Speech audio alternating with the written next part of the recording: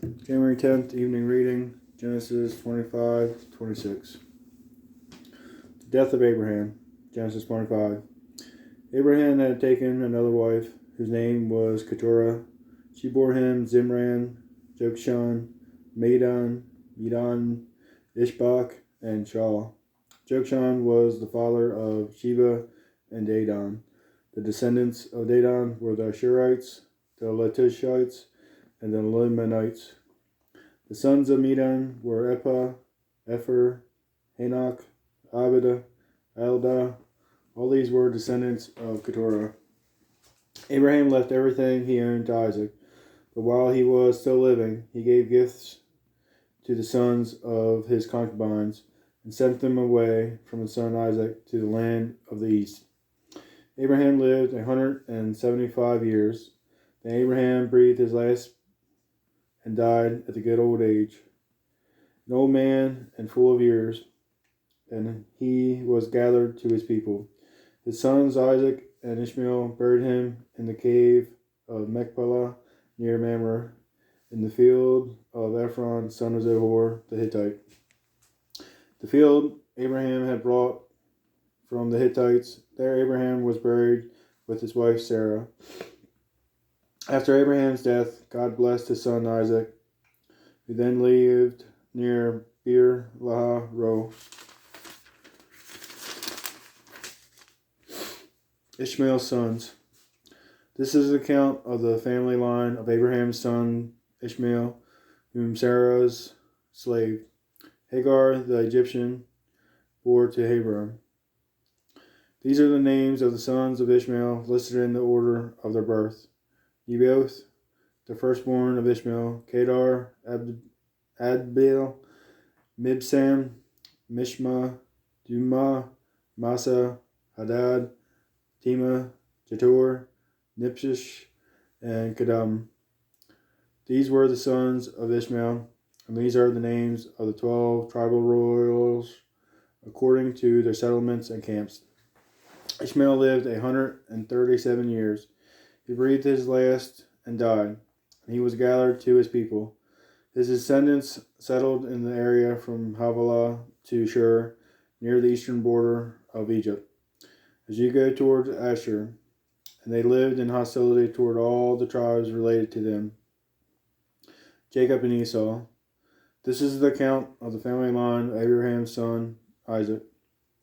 Abraham became the father of Isaac, and Isaac was 40 years old when he married Rebekah, daughter of Bethuel the Aramean from Paddan Aram, and sister of Laban the Aramean. Isaac prayed to the Lord on behalf of his wife, because she was childless.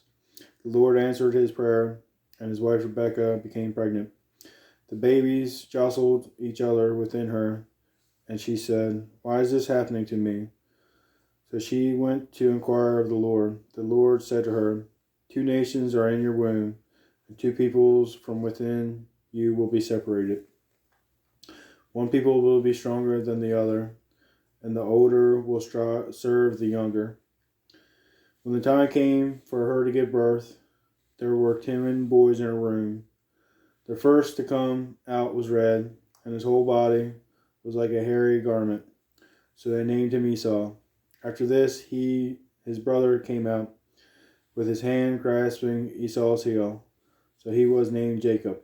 Isaac was 60 years old when Rebekah gave birth to them.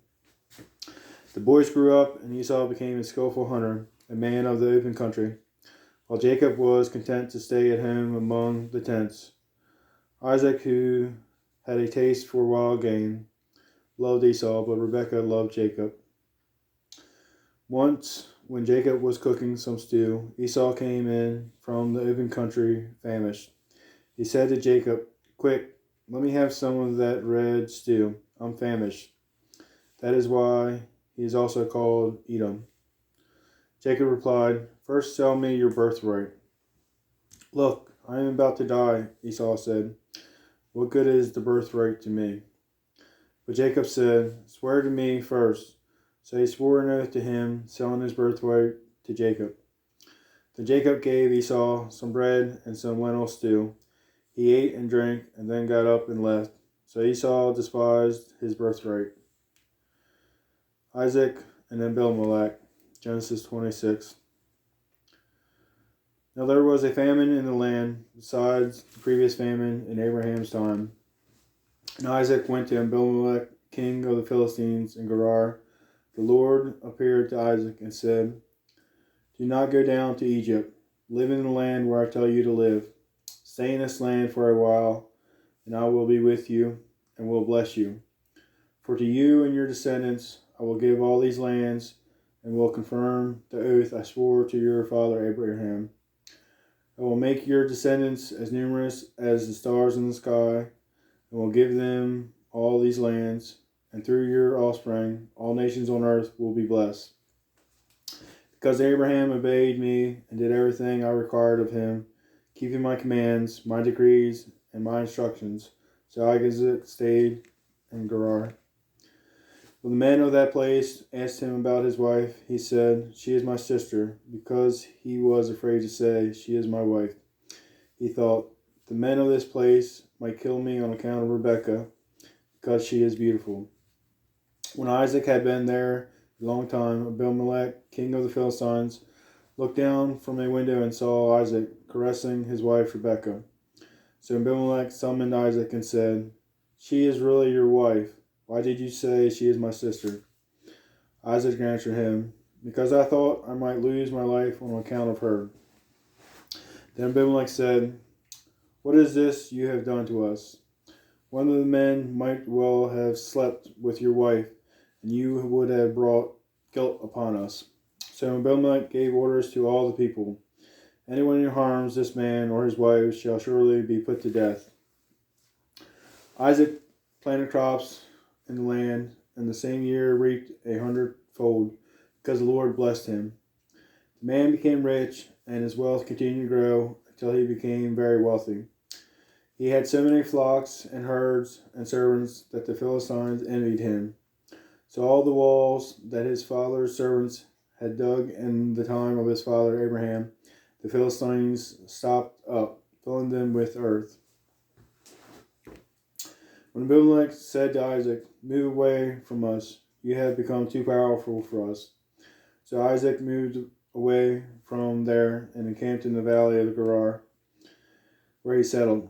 Isaac reopened the wells that had been dug in the time of his father Abraham, which the Philistines had stopped up after Abraham died, and he gave them the same names his father had given them. Isaac's servants dug in the valley and discovered a well of fresh water there. But the herders of Gerar quarreled with those of Isaac and said, 'The water is ours.' So he named the well Esek, because they disputed with him. Then they dug another well, but they quarreled over that one also. So he named it Sitnah. He moved on from there and dug another well, and no one quarreled over it. He named it Rehoboth, saying, 'Now the Lord has given us room, and we will flourish in the land.' From there he went up to Beersheba. That night the Lord appeared to him and said, 'I am the God of your father Abraham. Do not be afraid, for I am with you. I will bless you, and I will increase the number of your descendants for the sake of my servant Abraham.' Isaac built an altar there and called on the name of the Lord. He pitched his tent, and there his servants dug a well. Meanwhile, Abimelech had come to him from Gerar, was Ahaz his personal advisor, and Phicol, the commander of his forces. Isaac asked him, 'Why have you come to me, since you were hostile to me and sent me away?' They answered, 'We saw clearly that the Lord was with you. So we said, there ought to be a sworn agreement between us and you.